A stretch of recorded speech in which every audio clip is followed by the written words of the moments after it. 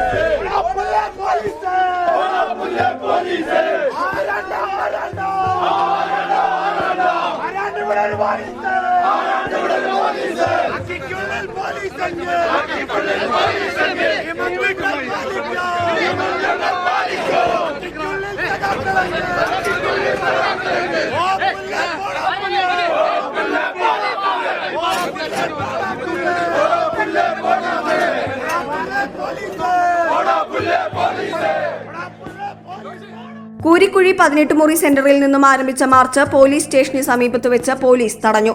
തുടർന്ന് നടന്ന പ്രതിഷേധ യോഗം DCC general secretary KF Dominic ഉദ്ഘാടനം ചെയ്തു.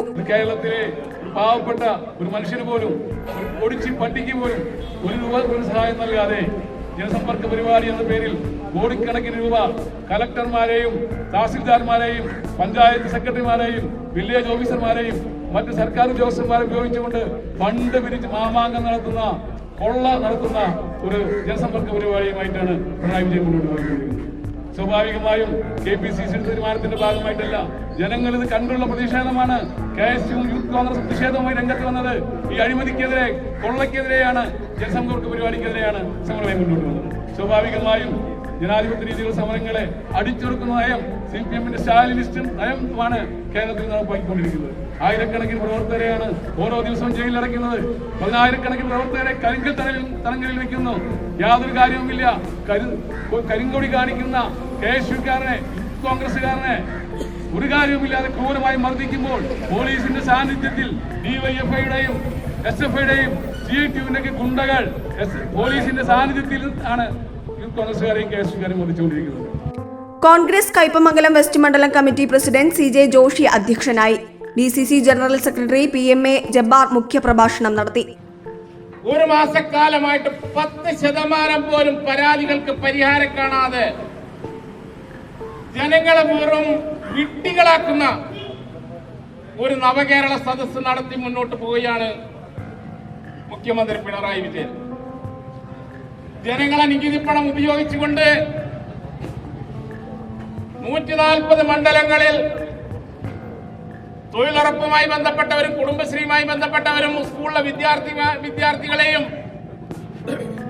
പങ്കെടുപ്പിച്ചുകൊണ്ട് ഇതാ ഒരു സദസ്സ് ഞങ്ങൾ നടത്തുന്നു എന്ന് വീമ്പിളക്കിക്കൊണ്ട് പോകുമ്പോൾ നിങ്ങൾ ആലോചിക്കണം, പിണറായി വിജയ, ഇത് ജനാധിപത്യ വിശ്വാസികളുടെ സമരമല്ല, അല്ലെങ്കിൽ സദസ്സല്ല.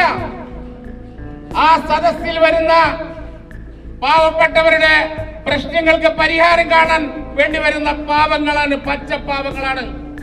അവരെയാണ് നിങ്ങൾ വഞ്ചിക്കുന്നത്. പലർക്കും വ്യത്യസ്തമായിട്ടുള്ള പരാതികളുണ്ട്.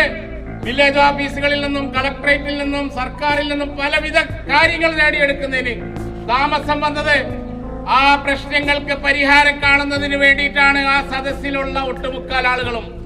മണ്ഡലം പ്രസിഡന്റുമാരായ അനസ് അബൂബക്കർ, MU ഉമറുൽ ഫാറൂഖ്, ഇൻഷാദ് വലിയകത്ത്, നേതാക്കളായ Mani Kavungal, Sajay Vayanappilly, CJ Paulson, Suresh Kochuveettil, KV Abdul Majeed, KK Rajendran, Sunitha Vikraman, Davis Maliyekkal, Afsal, Mani Ullas, Pravitha Unnikrishnan, Sheeba Satheesh, PS Shahir, PA Gafoor, PM Abdul Majeed, KS Shuhail, Noufida Muhammed, KB Anilkumar, PT Ramachandran, Jinoob Abdurahman, Shefeer Puthiya Veettil, Santhosh Vadakkedath, PK ഷൗക്കത്തിൽ എന്നിവർ സംസാരിച്ചു. It gives me immense pleasure to express my appreciation for the invaluable experiences my child has encountered at Holy Grace Academy, especially the influence of Manipuri teachers.